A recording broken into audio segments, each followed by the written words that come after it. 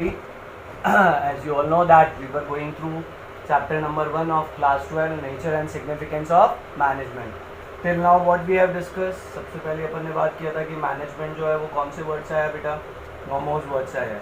दूसरा अपन ने बात किया था कि मैनेजमेंट क्या होता है तो अपन ने बात किया था कि भैया मैनेजमेंट अपने आप में क्या है, प्रोसेस है. किस चीज़ की प्रोसेस है? Sorry, achieving the organisational goals effectively and efficiently. ठीक है. फिर अपन ने तीनों का मीनिंग देखा था, प्रोसेस का, इफेक्टिवनेस का और एफिशिएंसी का. फिर अपन ने बात किया था कैरेक्टरिस्टिक्स ऑफ मैनेजमेंट का. याद है क्या क्या बात किया था अपन ने? G2 वाला क्या था? गोल ओरिएंटेड प्रोसेस है, ग्रुप एक्टिविटी है. ठीक है. P किसके लिए था? परवेसिव है. ठीक है, याद है ना सबको? G2P. उसके बाद क्या था? अपन ने बात किया था U, सॉरी, उसके बाद अपन ने डिस्कस किया था कि भैया ये क्या है, इंटेंजिबल है. ठीक है. फिर अपन ने बात किया था कि भैया ये जो है वो क्या है, कंटिन्यूस प्रोसेस है. कैसे है कंटिन्यूस? याद था क्या कि इसमें सारे फंक्शंस जो हैं वो आपस में जुड़े हुए रहते हैं. फिर अपन ने बात किया था डी वाला कि ये क्या है, डायनेमिक है. क्यों है डायनेमिक? क्योंकि बिजनेस एनवायरनमेंट क्या होता रहता है, चेंज होता रहता है. ठीक है. और मैनेजमेंट को भी अपने आप को अडेप्ट करना पड़ेगा उसके अकॉर्डिंग. और एक था मल्टी डायमेंशनल. क्यों? जिसमें अपन ने बात किया था it include management of work, management of people, management of operations वाला. Today we will discuss 3 topic in this particular video. सबसे पहले अपन जो डिस्कस करेंगे आज यहाँ पे, वो अपन बात करेंगे इम्पोर्टेंस ऑफ मैनेजमेंट की. Today the first topic that we will go through that is importance of management. ठीक है. अब यहाँ पे समझना बेटा, जो BST का मेन चीज़ है कि जो डेफिनेशन होती है, डेफिनेशन में से ही क्या निकलते हैं बेटा, कैरेक्टरिस्टिक्स निकलती है. और कैरेक्टरिस्टिक्स में से ही उसकी इम्पोर्टेंस और लिमिटेशंस ड्रॉ होगी. ठीक है. या तो हम लोग यहाँ पे क्या बात कर रहे हैं कि भैया कैसे इम्पोर्टेंस क्या है, तो इम्पोर्टेंस को समझने के लिए आपको कैरेक्टरिस्टिक्स समझ में आनी चाहिए, क्योंकि कैरेक्टरिस्टिक्स में से ही ड्रॉ आउट होगी क्या, importance. Now look at importance of management. सबसे पहली इंपॉर्टेंस जो है वो है बेटा, मैनेजमेंट हेल्प इन अचीविंग. क्या अचीव करने में हेल्प करेगा बेटा? Help in achieving group goals. अब यहाँ पे समझना, अपन ने कैरेक्टरिस्टिक्स बात किया था फर्स्ट कि मैनेजमेंट जो है वो गोल ओरिएंटेड प्रोसेस है. कैसे था गोल ओरिएंटेड प्रोसेस बेटा? क्योंकि कोई भी ऑर्गेनाइजेशन होती है तो उसको सेटअप करने के पीछे उसका कोई ना कोई बेसिक ऑब्जेक्टिव या गोल होता है, और मैनेजमेंट आपको मीन्स प्रोवाइड करती है कि आप कैसे उन गोल्स को क्या करोगे, पूरा करोगे. तो management help in achieving group goal में आपको क्या ध्यान रखना है बेटा? क्या मतलब है? The management is required not for itself. Management की रिक्वायर खुद के लिए नहीं है रिक्वायरमेंट, बट फॉर अचीविंग. किसके लिए जरूरत है इसकी बेटा? But for achieving the goals of organisation.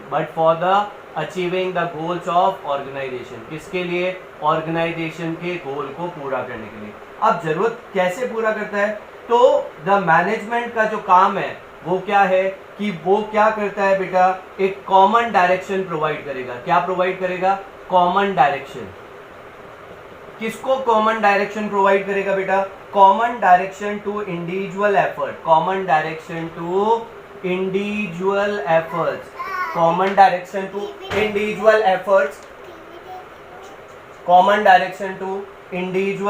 Efforts. ठीक है. किसके लिए बेटा? In achieving the overall goal of organisation. अब इसको समझना, आपको क्या याद रखना है कि मैनेजमेंट कैसे हेल्प कर रहा है अचीविंग ग्रुप गोल में. तो 2 चीजें आपको यहाँ पे याद आनी चाहिए. पहला, management is not required for itself but for achieving the goal of organisation. Second, कैसे? तो management provide the common direction. किसको प्रोवाइड कर रहा है common direction? To individual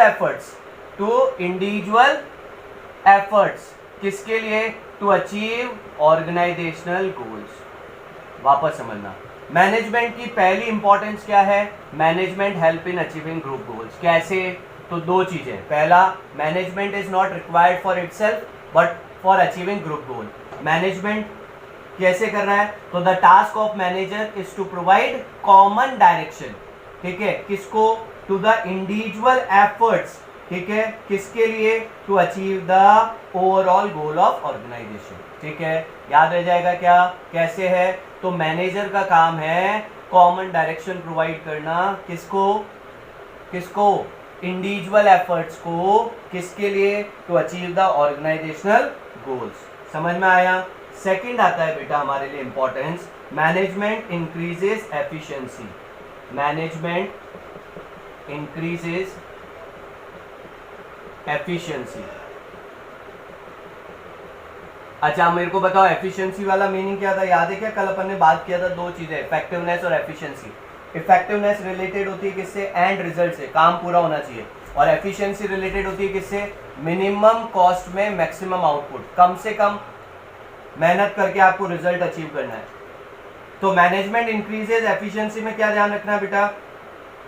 the aim of manager, the aim of manager is to reduce cost। Manager का काम क्या है? कॉस्ट को रिड्यूस करना और इंक्रीज करना। Reduce cost and increase productivity. Reduce cost and increase productivity किसके लिए बेटा? किसके लिए? थ्रू बेटर, क्या कर कर? थ्रू बेटर, ये POSDC क्या था? Planning, organising, staffing, directing and controlling, जो मैनेजमेंट के फंक्शंस थे। ठीक है, समझ में आ रहा है? वापस समझना क्या है, मैनेजमेंट इंक्रीजेज एफिशिएंसी। एफिशिएंसी किससे रिलेटेड है? कॉस्ट कम करने से। तो मैनेजर का एम क्या है? The aim of manager is to reduce cost and increase productivity through better planning, organizing, staffing, directing and controlling the activities of the organization। तो efficiency कैसे बढ़ा रहा है बेटा? कॉस्ट को कम कर कर और प्रोडक्टिविटी को बढ़ाकर। कॉस्ट को कम कैसे कर रहा है या प्रोडक्टिविटी को कैसे बढ़ा रहा है? थ्रू बेटर, जो प्लानिंग, ऑर्गेनाइजिंग, स्टाफिंग, डायरेक्टिंग और कंट्रोलिंग। समझ में आया? तो मैनेजमेंट इंक्रीजेज एफिशिएंसी में कैसे क्या ध्यान रखना है बेटा? कि मैनेजमेंट इंक्रीज एफिशिएंसी कैसे? कॉस्ट को रिड्यूस कर कर और दूसरा प्रोडक्टिविटी को इंक्रीज कर कर। ठीक है, कॉस्ट को रिड्यूस कर कर, प्रोडक्टिविटी को इंक्रीज कर कर। कैसे? Through better planning, organising, staffing, directing and control. ठीक है, management help in achieving group goal clear. कैसे? By providing common direction, individual efforts. ठीक है, इंक्रीजेज एफिशिएंसी कैसे? तो मैनेजर का काम क्या है? कॉस्ट को डिक्रीज करना और प्रोडक्टिविटी को इंक्रीज करना। और वो कैसे कर रहा है? Through better planning, organising, staffing, directing and controlling. ठीक है, थर्ड है बेटा management creates a dynamic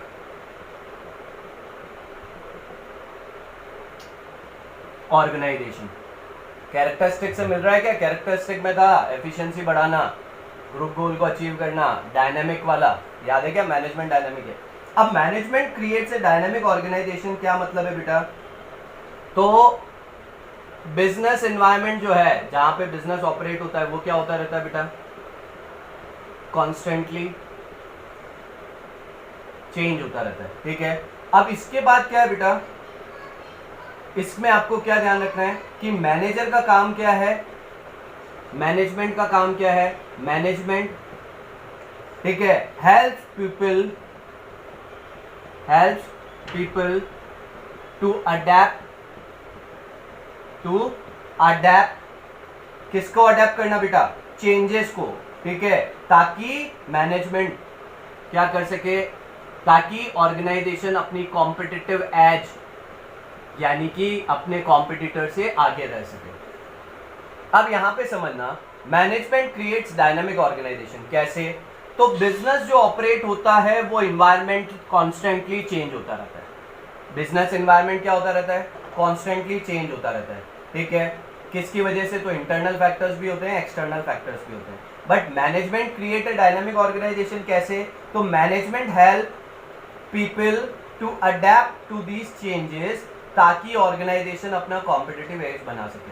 management creates dynamic organisation में क्या ध्यान रखना है? 2 पॉइंट। पहला, बिजनेस ऑपरेट हो रहा है, बिजनेस एनवायरनमेंट में वो क्या होता रहता है बेटा? कॉन्स्टेंटली चेंज होता रहता है, ठीक है। और दूसरा क्या ध्यान रखना है कि मैनेजमेंट जो है वो क्या कर रहा है बेटा? हेल्प कर रहा है किसको? Help the people to adapt the changes. क्यों? ताकि कॉम्पिटिटिव एज बना रह सके। समझ में आया? तो मैनेजमेंट क्रिएट्स डायनामिक ऑर्गेनाइजेशन कैसे? तो बिजनेस ऑपरेट होता है बिजनेस एनवायरनमेंट में जो कॉन्स्टेंटली चेंज होता रहता है। मैनेजमेंट हेल्प कर रहा है काम करने वाले पीपल्स को कि उन चेंजेस के अकॉर्डिंग वो खुद को अडेप्ट कर सके, ताकि ऑर्गेनाइजेशन का कॉम्पिटिटिव एज बना रह सके। 4th पॉइंट आता है बेटा, मैनेजमेंट हेल्प इन अचीविंग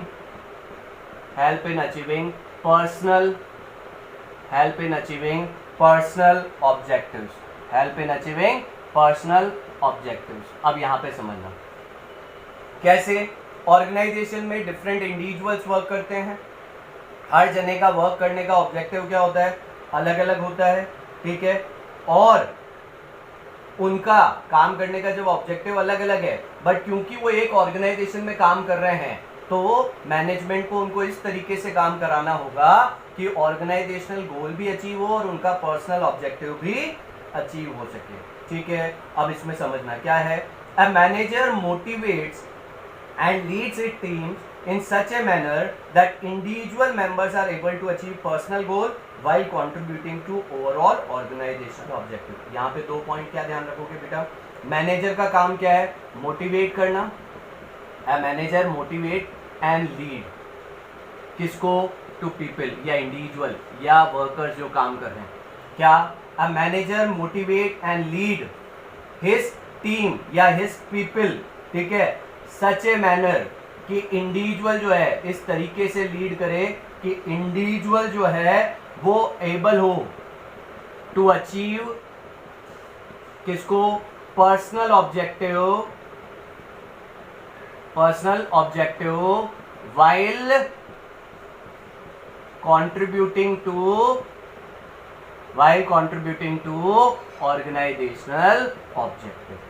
वापस समझना, management help in achieving personal objective कैसे? तो manager motivate and lead his team या पीपल, ठीक है, किस तरीके से कि इंडिविजुअल जो है वो एबल हो सके अपने पर्सनल ऑब्जेक्टिव्स को पूरा करने में, और साथ साथ में वो कंट्रीब्यूट करे किसके लिए? ऑर्गेनाइजेशनल ऑब्जेक्टिव्स के लिए, ठीक है। समझ में आ रहा है? क्लियर है क्या यहाँ तक? तो 4th पॉइंट क्या हो गया? Manager help in achieving personal objective. कैसे help in achieving personal objective? याद रह जाएगा ना बेटा? A manager motivate and lead his team. Manager motivate कर रहा है और लीड कर रहा है अपनी टीम को in such a manner that individual member are able to achieve personal goal while contributing for overall organizational goals, ठीक है। 5th point, management help in development of society. Society जो है वो क्या है? तो किससे बनी है? एम्प्लॉयज हो गए, वर्कर्स हो गए, सारे हैं ना उसमें, कस्टमर्स हो गए, सारी चीजें। तो management help in development of society कैसे बेटा? An organisation has multiple objective.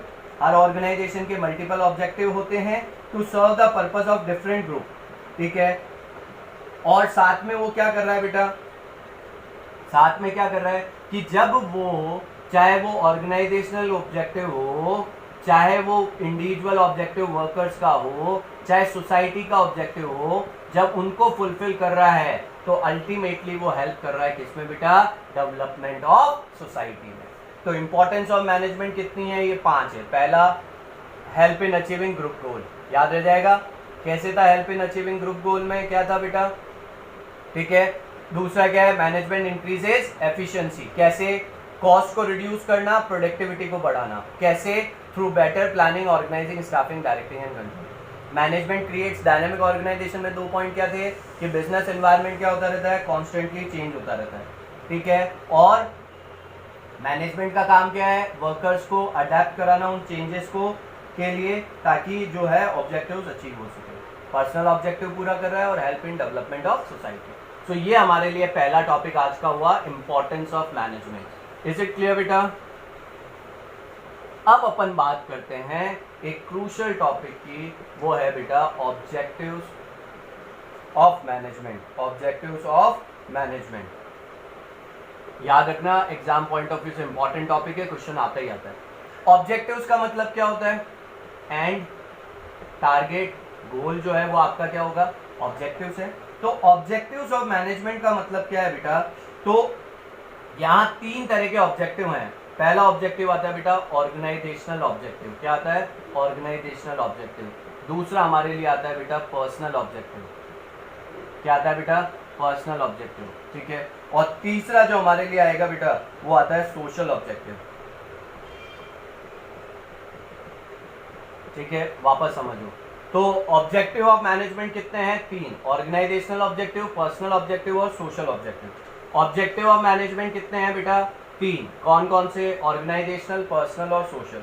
सबसे पहले अपन बात करेंगे बेटा ऑर्गेनाइजेशनल ऑब्जेक्टिव की। ऑर्गेनाइजेशनल ऑब्जेक्टिव की। ऑर्गेनाइजेशनल ऑब्जेक्टिव क्या है बेटा?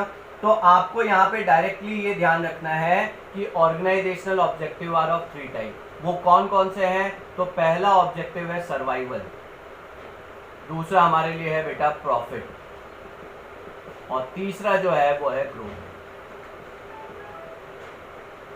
तो ऑर्गेनाइजेशनल ऑब्जेक्टिव कितने तरह के हैं? 3 तरह के, सर्वाइवल, प्रॉफिट एंड ग्रोथ। किसी भी ऑर्गेनाइजेशन का जो बेसिक ऑब्जेक्टिव होता है, सबसे पहला ऑब्जेक्टिव होता है, वो क्या होता है बेटा? सर्वाइवल, कि किसी तरीके से वो बिजनेस को बचा सके, ठीक है। समझ में आ रहा है?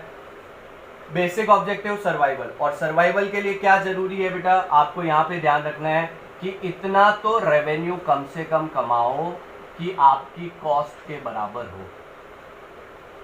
इतना रेवेन्यू कमाओ कि आपकी कॉस्ट निकल सके, यानी इसी को अपन बीईपी लेवल भी बोलते हैं। बीईपी लेवल, बीईपी का मतलब क्या होता है? Break even point. Break even point मतलब वो पॉइंट जहां ना तो प्रॉफिट है ना लॉस है। तो basic objective of an organisation है सर्वाइवल। सर्वाइवल का क्या है? तो बेसिक जो ऑब्जेक्टिव है वो सर्वाइवल है। सर्वाइवल कब अचीव होगा? जब ऑर्गेनाइजेशन इतना रेवेन्यू कमाए कि उनकी कॉस्ट निकल सके, और वो लेवल जिस पे कॉस्ट और रेवेन्यू बराबर होता है वो क्या कहलाता है? बीईपी लेवल या बीईपी पॉइंट, यानी ब्रेक इवन पॉइंट, जहां पे ऑर्गेनाइजेशन को ना प्रॉफिट होता है ना लॉस होता है, ठीक है बेटा? समझ में आ रहा है? दूसरा है प्रॉफिट। लंबे समय तक चलना है तो सिर्फ सर्वाइवल से काम नहीं मिलेगा, यानी आपको सिर्फ इतना रेवेन्यू नहीं कमाना है कि आपकी कॉस्ट निकल सके, साथ में आपको अपनी जो आप बिजनेस को अंडरटेक करने की रिस्क ले रहे हो वो भी कवर होनी चाहिए। तो जब आपका revenue, profit is essential for covering the cost and risk of the business, ठीक है। तो बेसिक ऑब्जेक्टिव क्या हुआ? Organisational objective survival. दूसरा क्या हुआ? प्रॉफिट। अगर लंबे समय तक चलना है तो सिर्फ खर्चा निकालने से कुछ नहीं होगा, आपको पैसा एक्स्ट्रा कमाना पड़ेगा, क्योंकि आपने बिजनेस को करने की क्या लिए? रिस्क, और वो आपके लिए क्या हो गया? प्रॉफिट। और तीसरा आता है बेटा ग्रोथ। और ग्रोथ का मतलब क्या है बेटा? ग्रोथ का मतलब क्या है कि आपको बिजनेस को आगे बढ़ाना है। यहाँ पे मेन चीज आपको ध्यान रखनी है, growth can be measured. Growth can be measured. कैसे मेजर कर सकते हो बेटा? कि आपका आउटपुट बढ़ गया है, आपका कैपिटल एम्प्लॉयड बढ़ गया है, या आपके नंबर ऑफ वर्कर्स बढ़ गए हैं, तो वो आपकी क्या बताएगी बेटा? ग्रोथ बताएगी, ठीक है। ग्रोथ में आपको क्या ध्यान रखना है बेटा? A business need to add to its prospect in long run, for this it is important to for business to grow, ठीक है। अगर बिजनेस को बने रहना है तो उसको ग्रो करना पड़ेगा। और किसी भी कंपनी की ग्रोथ अपन कैसे मेजर कर सकते हैं कि उसका आउटपुट बढ़ा है या नहीं बढ़ा है, कैपिटल एम्प्लॉयड बढ़ी है, नंबर ऑफ वर्कर्स बढ़े हैं या नहीं बढ़े, ठीक है। तो ऑब्जेक्टिव ऑफ मैनेजमेंट में पहला क्या हो गया बेटा? ऑर्गेनाइजेशनल ऑब्जेक्टिव, ठीक है। ऑर्गेनाइजेशनल ऑब्जेक्टिव कितने हैं? 3। कौन कौन से हैं बेटा ऑर्गेनाइजेशनल ऑब्जेक्टिव? तो पहला हो गया सर्वाइवल, दूसरा हो गया प्रॉफिट, तीसरा हो गया ग्रोथ। दूसरा हमारे लिए आता है बेटा पर्सनल ऑब्जेक्टिव। दूसरा क्या आएगा बेटा? Personal objective. अब यहाँ पे समझना, पर्सनल ऑब्जेक्टिव में क्या ध्यान रखना है, तो organisation are made up of different people. Organisation में क्या है, डिफरेंट पीपल काम कर रहे हैं, अलग अलग व्यक्ति काम कर रहे हैं, जिनकी सोच अलग अलग है, जिनका ऑब्जेक्टिव अलग अलग है। तो डिफरेंट पीपल जो है उनकी डिफरेंट डिफरेंट क्या है, different people have different background, ठीक है, डिफरेंट कल्चर। हर ऑर्गेनाइजेशन में एक ही जगह के तो काम करेंगे नहीं, अलग अलग जगह के काम करेंगे, तो उनका बैकग्राउंड अलग है, उनका कल्चर अलग अलग है, बट उन सब वो एक ऑर्गेनाइजेशन का पार्ट है, ठीक है। क्यों पार्ट है, ताकि वो अपनी नीड को क्या कर सके, पूरा कर सके, satisfy their need, satisfy their needs. वो क्यों पार्ट बने हैं, ताकि वो अपनी नीड्स को क्या कर सके, सेटिस्फाई कर सके। मैनेजमेंट जो है वो क्या कर रहा है बेटा, इनकी भी 3 तरह की नीड्स को पूरा करेगा। और वो 3 तरह की नीड्स कौन सी है बेटा, यहाँ पे ध्यान रखना है, इनकी 3 कौन सी है, पहली है फाइनेंशियल नीड्स। कौन सी है बेटा, फाइनेंशियल नीड्स, ठीक है। दूसरी अपने को यहाँ पे ध्यान रखना है बेटा कि उनकी कौन सी नीड्स है बेटा, ठीक है, सोशल नीड्स, ठीक है। और तीसरी आपको ध्यान रखनी है यहाँ पे बेटा, higher level needs, higher level needs. वापस समझना, तो पर्सनल ऑब्जेक्टिव क्या है, तो different people work in an organisation, ठीक है, with their different background, culture, objectives. They become the part of organisation to satisfy their needs. They have different kinds of needs. पहली हो गई फाइनेंशियल नीड्स, जिसको organisation पूरा करेगी, किस तरह से, सैलरी देकर, पर्क्स देकर वगैरह। सोशल नीड्स कैसे मिलेगी, रिकॉग्निशन, पहचान बनकर। और हायर लेवल नीड्स कैसे पूरी होगी बेटा, पर हायर लेवल नीड्स मतलब क्या हो गई बेटा, personal growth and development, personal growth and development, ठीक है। पर्सनल ऑब्जेक्टिव क्या है, तो in an organisation different people works which are from different background, cultures and objectives. They work in a same organisation to satisfy their needs. They personal objectives को अपन 3 तरीके से समझ सकते हैं। कोई भी ऑर्गेनाइजेशन में जुड़ा है, वो क्यों जुड़ा है, पैसे के लिए, पहचान के लिए, या तरक्की के लिए। तो पैसे, फाइनेंशियल नीड कैसे पूरी हो रही है, सैलरी देकर, ठीक है, पर्क्स देकर। दूसरी सोशल नीड्स कैसे पूरी हो रही है, पहचान बनकर, रिकॉग्निशन। और तीसरी क्या होगी बेटा, हायर लेवल नीड्स। समझ में आ रहा है। तो पर्सनल ऑब्जेक्टिव्स, पर्सनल ऑब्जेक्टिव कितनी तरह के हो गए बेटा, 3 तरह के। वापस कौन कौन से हो गए, फाइनेंशियल हो गया, ठीक है, दूसरा सोशल हो गया, तीसरा हो गया हायर लेवल नीड्स। अब तीसरा आता है बेटा सोशल ऑब्जेक्टिव। क्या आता है बेटा, सोशल ऑब्जेक्टिव। पहला क्या था, ऑर्गेनाइजेशनल ऑब्जेक्टिव, दूसरा पर्सनल ऑब्जेक्टिव, तीसरा है हमारे लिए सोशल ऑब्जेक्टिव। सोशल ऑब्जेक्टिव मतलब क्या हुआ, यहाँ पे ध्यान रखना आप सिर्फ, creation of benefit, creation of benefit for society, creation of benefit for, creation of benefit for society. जब ऑर्गेनाइजेशन सोसाइटी के लिए कुछ कर रहा है तो वो हमारे लिए क्या कहलाएगा बेटा, सोशल ऑब्लिगेशन, ठीक है। और सोशल ऑब्जेक्टिव का क्या मतलब हो गया, एनवायरमेंटल फ्रेंडली मेथड काम करना, एनवायरमेंटल फ्रेंडली मेथड्स यूज करना, जिससे कि पॉल्यूशन वगैरह क्या हो, कम हो, ठीक है। एम्प्लॉयज़ को क्या देना, एम्प्लॉयज़ को क्या करना, प्रोवाइड करना, क्या, फेयर अपॉर्चुनिटी, ताकि वो क्या कर सके, ग्रो कर सके, ठीक है। और जो डिसएडवांटेज सेक्शन ऑफ सोसाइटी है, डिसएडवांटेज सेक्शन ऑफ सोसाइटी है, पुअर है, बैकवर्ड है, उनके लिए काम करना, ये हमारे लिए किसका पार्ट हो गया बेटा, किसका पार्ट हो गया, सोशल ऑब्जेक्टिव पर। तो ऑब्जेक्टिव ऑफ मैनेजमेंट कितने हो गए बेटा, 3, ऑर्गेनाइजेशनल, पर्सनल और सोशल। सोशल में क्या ध्यान रखना है, creation of benefit for society, creation of benefit for society. कैसे, एनवायरमेंटल फ्रेंडली मेथड यूज कर एम्प्लॉयज़ को बेटर अपॉर्चुनिटी प्रोवाइड कर जो डिसएडवांटेज सेक्शन ऑफ सोसाइटी है, स्कूल्स, फ्री क्रीचेस वगैरह प्रोवाइड कर। समझ में आ रहा है। तो ऑब्जेक्टिव्स ऑफ मैनेजमेंट कितने हो गए बेटा, 3। कौन कौन से, organisational, personal, social. Organisational objective कितने हो गए, 3, survival, profit and growth. Personal objective financial, social और higher level.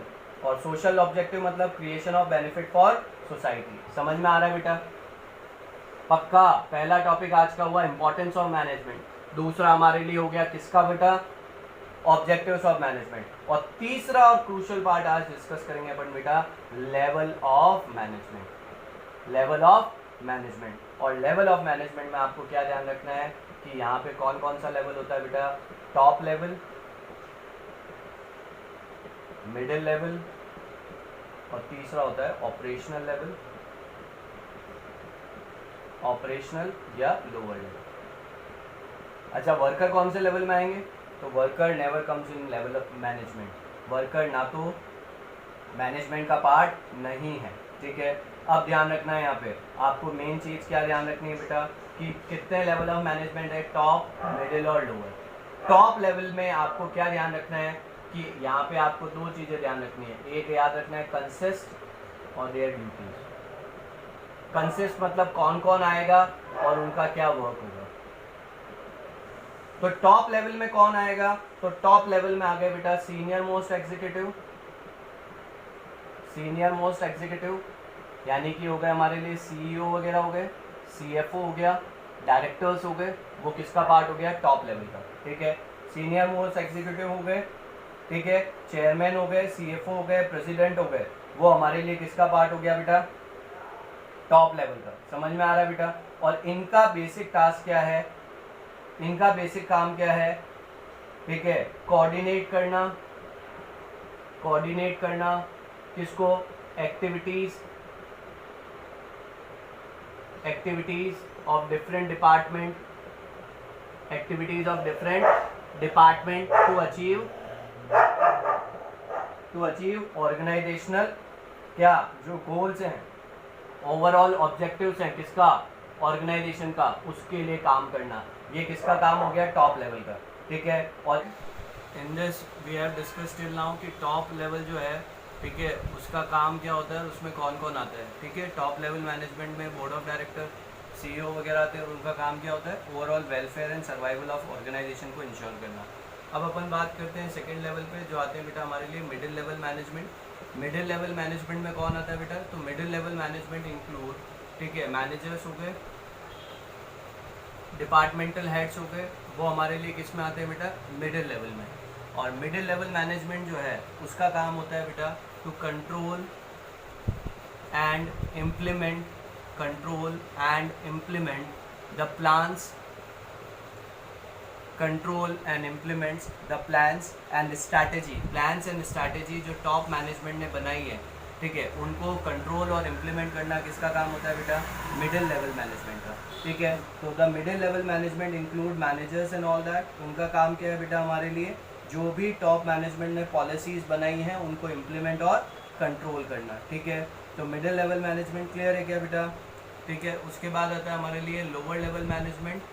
Lower level management जो है उसी को ऑपरेशनल लेवल मैनेजमेंट या सुपरवाइजरी लेवल भी बोला जाता है। ओवरऑल जो है तीसरा है लोअर लेवल मैनेजमेंट, जिसको ऑपरेशनल या सुपरवाइजरी भी बोला जाता है। इसमें हमारे लिए आते हैं बेटा सुपरवाइज़र और फॉरमैन। दो चीज़ें यहाँ पे ध्यान रखनी, एक आता है सुपरवाइज़र और एक आता है foreman. Supervisor and foreman act as a link between worker and management. Worker और मैनेजमेंट के बीच में लिंक के रूप में काम करता है लोअर लेवल मैनेजमेंट। और लोअर लेवल मैनेजमेंट का काम होता है जो भी इंस्ट्रक्शंस हैं टॉप लेवल के, टॉप लेवल ने जो इंस्ट्रक्शन दिए हैं, ठीक है, मिडिल लेवल ने जो इंस्ट्रक्शन दिए हैं उनको वर्कर तक पहुंचाने का काम होता है किसका बेटा, लोअर लेवल का।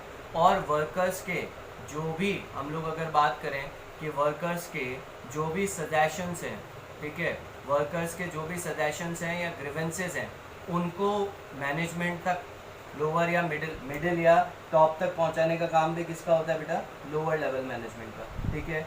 सुपरवाइजरी या लोअर लेवल मैनेजमेंट में आपको मेन एक चीज़ यहाँ पे और ध्यान रखनी है बेटा, वो क्या याद रखना है कि quality of output, quality of output, quality of output, wastage, wastage जो है उसको मिनिमाइज करना, ठीक है, वेस्टेज को क्या करना, मिनिमाइज करना, ठीक है। और साथ में सेफ्टी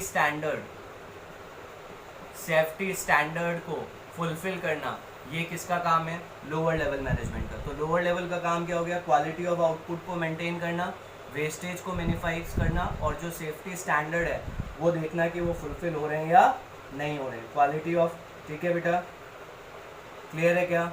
उसके बाद आपको ध्यान रखना है यहाँ पे कि लेवल ऑफ मैनेजमेंट जो है वो ट्राइंगल शेप बनता है। कारण ये है कि टॉप पे सबसे कम जने काम करते हैं, मिडिल पे उससे ज़्यादा और लोअर पे सबसे ज़्यादा काम करते हैं मैनेजमेंट में, इसीलिए क्या बनता है, ट्राइंगल शेप बनता है। ठीक है, आगे का बाद में करेंगे।